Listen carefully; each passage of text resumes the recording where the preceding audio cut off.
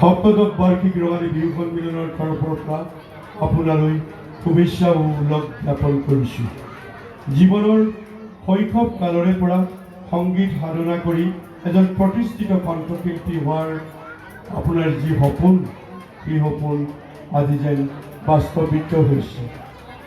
1953 চনত বৰপথাৰ নগাঁৱত জন্মগ্ৰহণ কৰি বৰপথাৰ অচিজান নগাঁও প্ৰাথমিক বিদ্যালয়ত ল'ৰালিৰ আদি পাঠ গ্ৰহণ কৰি ডিব্ৰুগড়স্থিত চৰকাৰী উচ্চতৰ মাধ্যমিক বিদ্যালয়ৰ পৰা 1970 চনত প্ৰৱেশিকা পৰীক্ষাত উত্তীৰ্ণ হৈ ডিব্ৰুগড় কানৈ মহাবিদ্যালয়ৰ পৰা স্নাতক ডিগ্ৰী অৰ্জন কৰি সংগীতৰ ক্ষেত্ৰখনিত প্ৰবল আশাবাদীৰে জড়িত হৈ আপোনাৰ সংগীত চৰ্চাৰে সুনাম অৰ্জন কৰি এই অঞ্চললৈ গৌৰৱ কঢ়িয়াই আনিলে।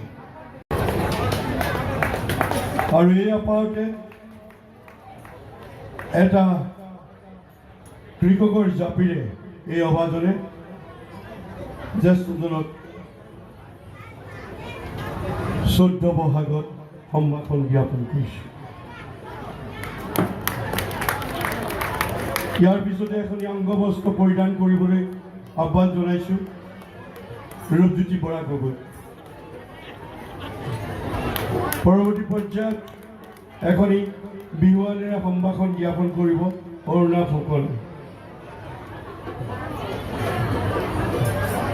এখনি পুৰা প্ৰদান কৰিব ৰিমি গগৈ।